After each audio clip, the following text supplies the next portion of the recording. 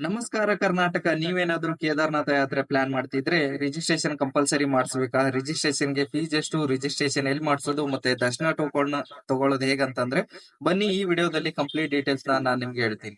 S, registration compulsory ಮಾಡಿಸ್ಲೇಬೇಕು. ನೀವೇನಾದ್ರೂ ಕೇದಾರ್ನಾಥ ಯಾತ್ರೆ ಪ್ಲಾನ್ ಮಾಡ್ತಿದ್ರೆ ಅಥವಾ ಕೇದಾರ್ನಾಥಗೆ ಹೋಗ್ತಿದ್ದೀರಿ ಅಂದ್ರೆ. ಕೇದಾರ್ನಾಥ ರಿಜಿಸ್ಟ್ರೇಷನ್‌ಗೆ ಯಾವುದೇ ತರಹದ ಫೀಸ್ ಇಲ್ಲ. ಇದನ್ನ ನೀವು ಫ್ರೀ ಆಫ್ ಕಾಸ್ಟ್ ಅಲ್ಲೇ ಮಾಡಿಸಬಹುದು.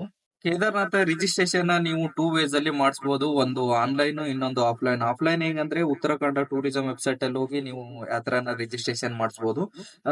ನಿಮ್ಗೆ ಆನ್ಲೈನ್ ಮಾಡ್ಸಕ್ಕಾಗಿಲ್ಲ ಅಂದ್ರೆ ಆಫ್ಲೈನ್ ಅಲ್ಲಿ ಪ್ಲಾನ್ ಮಾಡ್ತಿದ್ದೀರ ಅಂದ್ರೆ ಡೆಡಿಕೇಟೆಡ್ ಪ್ಲೇಸ್ ಇದೆ. ಅದು ಎಲ್ಲೆಲ್ಲ ಅಂದ್ರೆ ಹರಿದ್ವಾರ, ರಿಷಿಕೇಶ, ಸೋನ್ ಪ್ರಯಾಗ್ ಅಲ್ಲಿ ನೀವು ಅಲ್ಲಿ ನಿಮ್ಮ ಎನಿ ಗೌರ್ಮೆಂಟ್ ಐಡಿ ಪ್ರೂಫ್ ತೋರಿಸಿದ್ರೆ ಅವರು ರಿಜಿಸ್ಟ್ರೇಷನ್ ಮಾಡಿಸಿ ಕೊಡ್ತಾರೆ. ರಿಜಿಸ್ಟ್ರೇಷನ್ ಇಟ್ಕೊಂಡು ನೀವು ಕೇದಾರ್ನಾಥ ದರ್ಶನ ಮಾಡಬಹುದಾ? ಇಲ್ಲ, ಖಂಡಿತ ಮಾಡಕ್ಕಾಗಲ್ಲ. ಯಾಕಂದ್ರೆ ರಿಜಿಸ್ಟ್ರೇಷನ್ ತಗೊಂಡು ನೀವು ಕೇದಾರ್ನಾಥ ಟೆಂಪಲ್ ಮುಂದಿರೋ ಒಂದು ಆಫೀಸ್ ಅಲ್ಲಿ ನೀವು ರಿಜಿಸ್ಟ್ರೇಷನ್ ತೋರಿಸಿದ್ರೆ ಅವರೇ ನಿಮ್ಗೆ ಟೋಕನ್ ಕೊಡ್ತಾರೆ. ಟೋಕನ್ ಅಲ್ಲಿ ನಿಮ್ಗೆ ಡೆಡಿಕೇಟೆಡ್ ಅವರ್ ಇರುತ್ತೆ. ಆ ಟೈಮ್ ಅಲ್ಲಿ ಹೋಗಿ ನೀವು ಕೇದಾರ್ನಾಥ ದರ್ಶನ ಮಾಡ್ಕೊಳ್ಬಹುದು.